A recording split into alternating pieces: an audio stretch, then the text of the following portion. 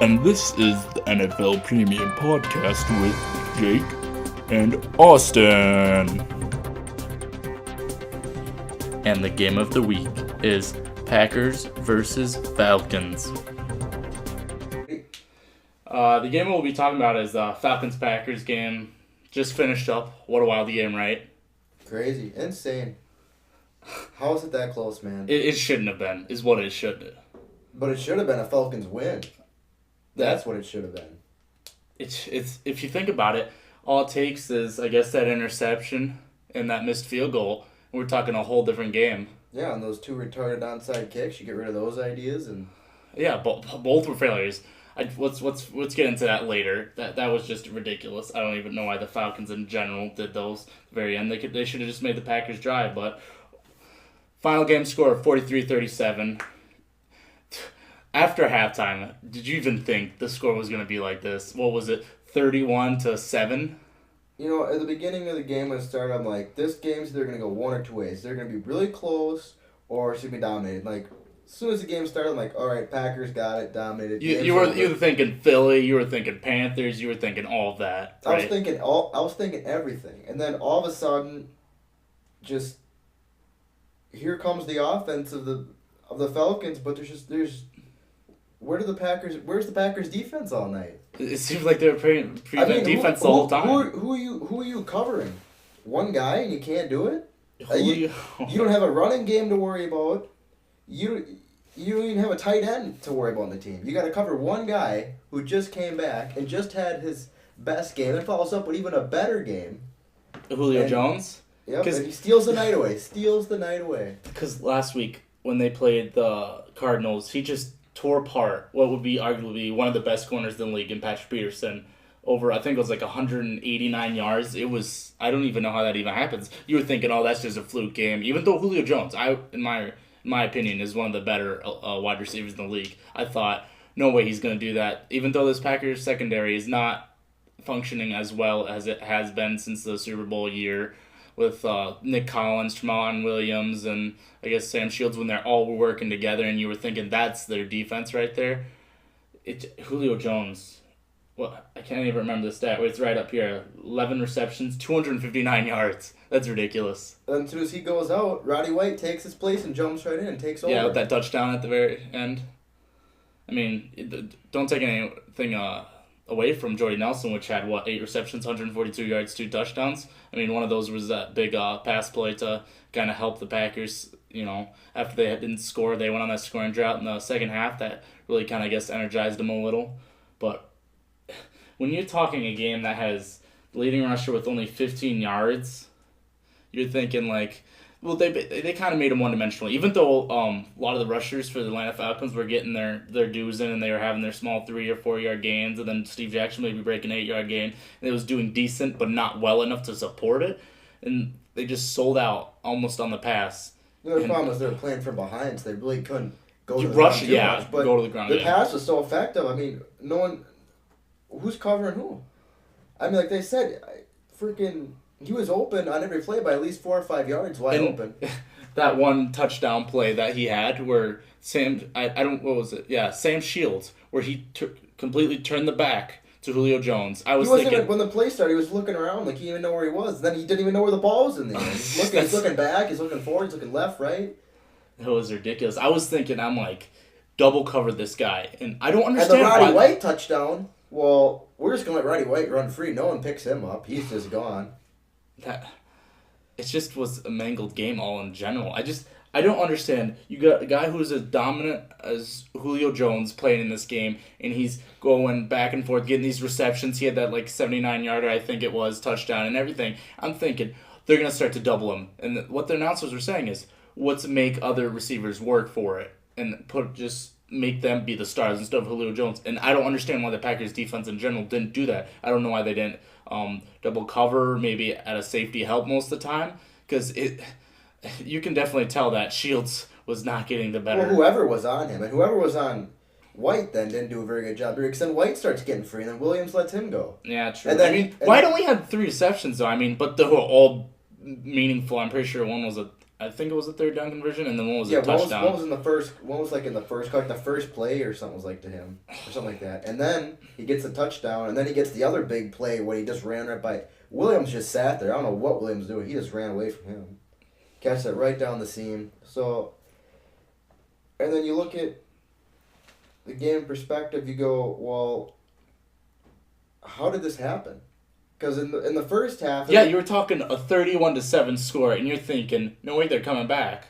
And then then you add the interception, the missed field goal. So okay, that's a 10-point swing. You get the 7 on the touchdown. Well, that's actually a 17-point game because they could have touchdown, but he threw the pick, and so that's 7 for the Packers. And then you missed the field goal, so that's 3. And then the 2, I don't know what those were, onside kicks. I don't know who thought of what or what the deal was there.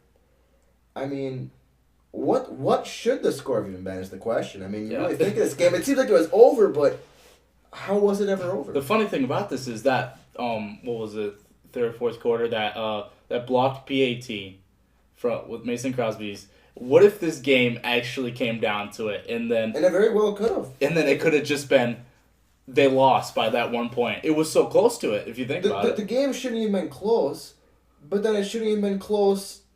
Not even. It depends on the way you look at it. It shouldn't have been close that the Falcons came back into it, but it shouldn't have been close that the Packers had a chance to win with everything the Falcons did after in the second half. I mean, yeah, and then. I don't know how you want to put the game, but the real team who won this game was the Falcons. The Packers did not win this game. The Packers failed to win this game. It may say on a stat sheet the Packers won, but in reality the Packers did not win this game. This defensively you have to think too. Okay, Julio Jones, Roddy White, who really You didn't really have a lot to worry about. I mean, you don't have a tight end to worry about. You have a really running back to worry about. You really didn't give too much up there. I mean, I just feel like it just seems like the Packers' defenses did not show up. They didn't, because the offense pulled all of the weight, all the game. If you think of, the whole entire game. The running game was fantastic. The receiving game was fantastic. All it took was a couple 3-and-outs. Or a couple of drives just stunted in the third and fourth quarter, and then the Falcons just jumped right on it. It totally didn't seem like the Green Bay defense came in prepared. It didn't seem like they were prepared, but it didn't even seem like they were even on the field. Yeah. Who's covering who? Like I said, there's really, when you look at Julio Jones, Roddy White, well, there's your team. That's all you got to do. That's all you got to work with. Who else? Eric Williams scored that touchdown. And then the other guy who scored the other touchdown, It just was like you were thinking, all you got to do is focus on 2 players. They don't have Tony G anymore. This isn't a year or 2 ago when all you have to do is third down, throw it to Tony G, got it.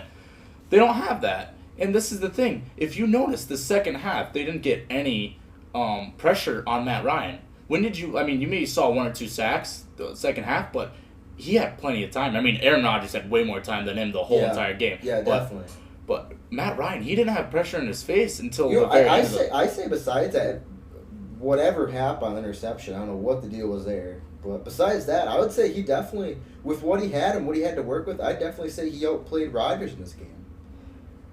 Yeah. Definitely for the most part, Maybe he worked harder. I will say that Aaron Rodgers throws, except the one that he was a little short to Jordy Nelson, that could have been maybe a walk-in if he broke that tackle. I think Aaron Rodgers had a few off throws. He was, I would say he's 90-some% on this game. Ryan, besides interception, he was pretty good. Yeah. He wasn't no ripping and tearing, but he got the job done, and he had to do a lot of work. 4th downs for the touchdowns. Yeah. To Weens and Douglas for both of them. 4 receivers, 4 touchdowns. So he got the ball spread around at least a little bit. But, Julio Jones, and the thing about it is, you didn't expect this coming from a game like this because everyone's thinking, the Packers and their offense and defense. Yeah. This is the thing I don't understand. You go back to last week when they played the Patriots, and you're talking they played one of the best offenses in the game with Tom Brady and the Patriots offense with that running game and that passing game. And they only gave up 24 points.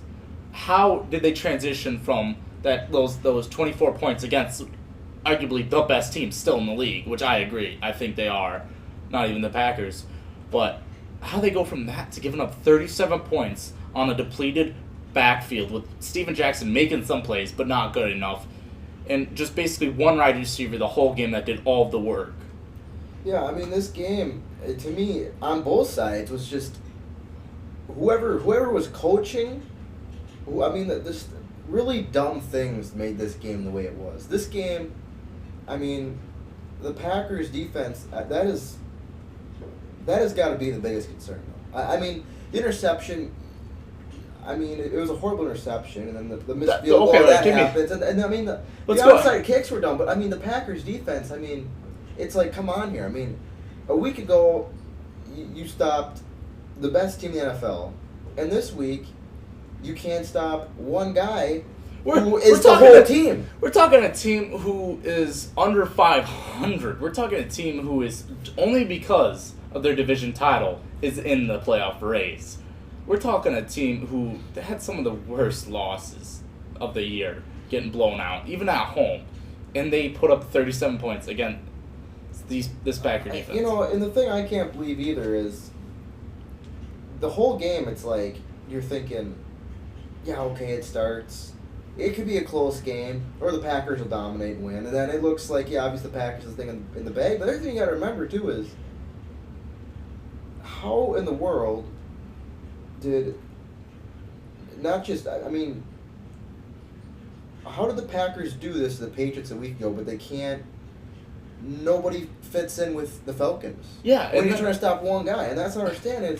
It's like I said, how did the Falcons just, where did this offense come from? Yeah. Because the game was over.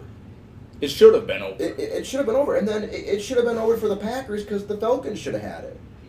I mean, both teams blew this game in different ways. Yeah, and well, if you listen to the press conference after, Mike McCarthy talking about, I mean, he may be proud in his team, but he also said their defensive miscues. You could tell that there was defensive miscues with that fourth down, I think it was, or was it third down, when they just let Julio Jones run free right in the middle, that short slant. How they just let that. I'm pretty sure it was a fourth down. He was wide open every play. Every play he had at least 5 yards to work with. Yeah, I mean, he did run some excellent routes, and I will say about half his Even plays. Roddy White was wide open on plays. And leaving both them guys wide open, I mean, that's all you have to do. It was just dysfunction. If you know, that secondary was not prepared. I mean, no, and people were looking around like they didn't know who were, I mean... this is the thing. Building on that, all 3 timeouts, second half, were all defensive timeouts. They just couldn't get together. That defense, if they play like they did then, Packers are not a championship team. They need to make sure that performance doesn't happen again. And then I hear too, I don't know if you heard this, but I heard at the end like, Clay Matthews, the best of the Packers defense, the best player. I'm thinking to myself, I'm like, that's interesting because here's a guy who is just this entity of the Packers defense, the entity of the whole team. But what does he really get done? I mean, he can't cover anybody. He doesn't. I mean, maybe he got lucky on that sack because the reason he got the sack was because. You talk about when he worked back in. What was it, third? No, because Ryan stepped up and then Ryan stepped back and then he moved that little cornered himself and then Matthews jumped on his back for the sack. Oh yeah, where he got him around the neck. I'm almost actually surprised. I thought they were gonna call that when he grabbed him around the neck because he threw him down too. Yeah, There was a couple, and then he had the other that looked like roughing the passer when he picked Ryan up, he threw him to the ground. Remember that? I'm like, that should be a call. And then I even thought I saw the Packers offsides 1 or 2 other times. In the game. I did see them jump into a neutral zone. You see the one in the beginning, very early in the game. Did you see that one? They didn't call him it was off. And then I don't know. The whole game to me just never seemed like either team just had anything under control. It seemed like the whole game was just a free for all. Yeah, because it seemed like Packers control the game, and then second half it seems Atlanta Falcons got it, control the game. It was 2-sided between halves. If they didn't have that huge lead in the beginning, we'd be talking about a different scenario. But then again, if the Falcons didn't do what they do in certain situations, the Falcons, I mean, they could have won the game by 2 or 3 touchdowns in some of those situations. Like I said, that 17-point swing on who knows? I mean, those. And onside kicks, I don't understand what in the world you're doing. I mean, especially with the time you have left. You have time, and your defense is starting to play better. And not only that, but if you stop them, guess what? You have less field to go for your offense, which is on fire. Why would you want them